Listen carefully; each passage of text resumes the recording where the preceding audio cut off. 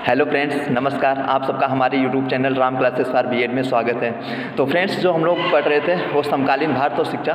तो समकालीन भारत और शिक्षा में इससे पहले जो हमने पढ़ा था वो था गोखले बिल 1910 टू 1911। ठीक है। तो आज का जो हमारा टॉपिक है ये बहुत ही इंपॉर्टेंट टॉपिक है, बहुत ही इंपॉर्टेंट टॉपिक है। ठीक है। वो है कलकत्ता विश्वविद्यालय आयोग या सैडलर कमीशन 1917 टू 1919। ठीक है, 1919। तो ठीक है, अब इसे स्टार्ट करते हैं अपना टॉपिक। और हाँ, अगर आप मेरे चैनल पे नए हैं तो प्लीज़ चैनल को सब्सक्राइब ज़रूर कर लीजिए ताकि आने वाली हर वीडियो की नोटिफिकेशन भी आप तक पहुंचती रहे। ठीक है। कोलकाता विश्वविद्यालय आयोग या सैडलर कमीशन 1917-1919। ठीक है। इसका गठन कब किया गया था? हाँ, तो इसका गठन किया गया था 14 सितंबर 1917 को। और रिपोर्ट कब दी थी? रिपोर्ट दी थी मार्च 1919 में। ठीक है। और 1919 में द्वैध शासन भी आया था। तो इसके बारे में पहले थोड़ा बेसिक समझ लेते हैं, क्योंकि जब कॉन्सेप्ट क्लियर होगा ना तभी अच्छे से समझ में आएगा। ठीक है। तो देखिए, ये जो कलकत्ता विश्वविद्यालय था, तो आखिर कलकत्ता विश्वविद्यालय बनाया ही क्यों गया था? क्योंकि जो कलकत्ता था वो अभी तक मुख्य राजधानी थी, मुख्य शहर हुआ करता था। इसलिए तीनों प्रेसिडेंसी में से मतलब इम्पोर्टेंस जो था वो था बंगाल प्रेसिडेंसी यानी कलकत्ता प्रेसिडेंसी। ठीक है। तो कलकत्ता विश्वविद्यालय अगर हम बात करें कब, तो 1857 में बना था। तो याद रखिए, जो कलकत्ता विश्वविद्यालय है उसकी समस्याओं का अध्ययन करने के लिए सैडलर जो है कमीशन बनाया गया था। अच्छा, सैडलर कमीशन का नाम क्यों पड़ा? क्योंकि जो इसके अध्यक्ष थे वो से डॉक्टर माइकल सैडलर। ठीक है। तो उन्हीं के नाम पर इसका सैडलर जो है नाम रखा गया था, सैडलर आयोग। ठीक है। तो जिनको मतलब ये जो थे वो लीड्स विश्वविद्यालय के कुलपति भी थे, जिनको ये कार्य दिया गया था कि आप एक आयोग बनाइए। और इस आयोग की जो है अध्यक्षता इनको दी गई थी और कहा गया आयोग जांच करेगा कि कलकत्ता विश्वविद्यालय में कौन कौन सी समस्याएं हैं, उन समस्याओं से सरकार को मतलब रूबरू कराया जाए, और जो भी इसकी रिपोर्ट आगे आएगा सरकार उसी पर जो है अपना हल निकालेगी। तो इसलिए विशेषकर सैडलर आयोग बनाया गया था। अच्छा हाँ, इसमें दो व्यक्ति भारतीय थे। ठीक है। दो व्यक्ति भारतीय थे, वो कौन थे? वो थे डॉक्टर आशुतोष मुखर्जी और जियाउद्दीन अहमद। ठीक है। तो इस रिपोर्ट की मतलब दो मुख्य बातें वो कौन कौन सी हैं? पहली है कलकत्ता विश्वविद्यालय की कौन कौन सी समस्याएं हैं, उनका निवारण कैसे किया जाए। ठीक है। और जो दूसरी बात बोली थी वो थी ये है कि जो है माध्यमिक जो स्नातकोत्तर हैं शिक्षा के विषय में, ठीक है, उनके विषय में दूसरा इन्होंने वो अपनी रिपोर्ट दी थी। तो माइकल सैडलर ने विश्वविद्यालय आयोग यानी 1904 या रैले कमीशन 1940 जो है 1904 में रिपोर्ट के दौरान जो चेंज बताया था उसकी कड़ी आलोचना की। और उस आलोचना में एक बात भी बोली थी कि अगर विश्वविद्यालय मतलब शिक्षा को सुधारना है तो उसके लिए माध्यमिक शिक्षा में सुधार करना अति आवश्यक है। ठीक है। अदरवाइज क्या होगा, कभी भी विश्वविद्यालय की शिक्षा में सुधार नहीं किया जा सकता। तो इस रिपोर्ट में और लिखा था कि स्कूली शिक्षा के लिए जो है समय तय किया गया, वो कितना था? वो था 12 वर्ष। ठीक है।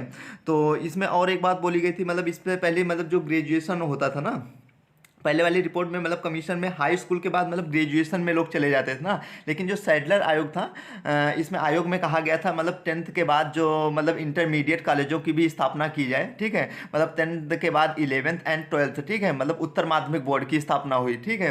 तो ग्रेजुएशन भी 3 साल का इन्होंने बताया। पहला में क्या इसमें फिर उसको भी दो मतलब उसमें डिवाइड किया था। पहला था ऑनर्स कोर्स एक होता है। ठीक है। ऑनर्स याद रखिएगा, ऑनर्स जिसे हिंदी में बोलते हैं प्रावीण्य। ठीक है, प्रावीण्य शायद कुछ ऐसे बोलते हैं। दूसरा था स्नातक कोर्स। ठीक है। ऑनर्स कोर्स वो जैसे इस समय जो सेमेस्टर वाइज होते हैं वो भी आ जाते हैं। तो ये था आपका। फिर विद्यालय के नियम भी इसमें बहुत मतलब कठोर नहीं होने चाहिए, इन्होंने ऐसा भी बोला था। और कई चीज़ें जैसे हॉस्टल्स वगैरह हैं वो बच्चे को पढ़ने के लिए उनकी सुविधाएं जो है लाई जाएँ, तो इन सब के लिए ये था। तो अब स्टार्ट करते हैं। हाँ, इसका गठन 14 सितंबर 1917 और रिपोर्ट दी थी मार्च 1919 में। ठीक है। द्वैध शासन आया था कब? मार्च 1919 में। भी रिपोर्ट कब? 1919 में। अध्यक्ष कौन थे? वो थे माइकल सैडलर, मतलब लीड्स विश्वविद्यालय के कुलपति थे। ठीक है।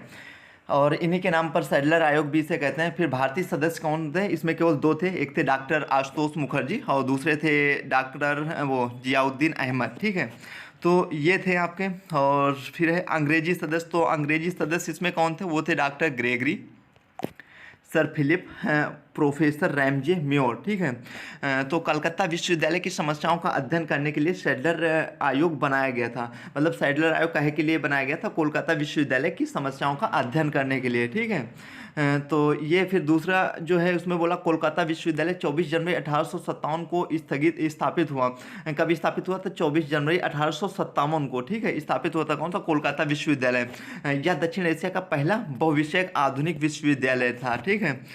तो फिर लॉर्ड कर्जन ने कोलकाता विश्वविद्यालय आयोग का अध्यक्ष बनने से मना कर दिया था। ये क्वेश्चन आता है कई जगह, वैसे आया जब मतलब एग्जाम देते हैं वैसे, तो उसमें आता है जो कोलकाता विश्वविद्यालय आयोग बनाया गया था तो उसके अध्यक्ष कौन था ऐसा, उस व्यक्ति का नाम बताया जिसने कोलकाता विश्वविद्यालय का अध्यक्ष बनने से मना कर दिया था। तो ये है लॉर्ड हार्डन, ठीक है।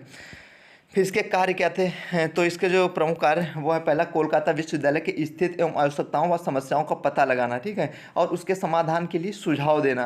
ये इनका पहला कार्य था। और दूसरा कार्य था वो था अन्य भारतीय विश्वविद्यालयों में भी सुधार के लिए सुझाव देना। तो अब आया है सैडलर आयोग की सिफारिशें एवं सुझाव।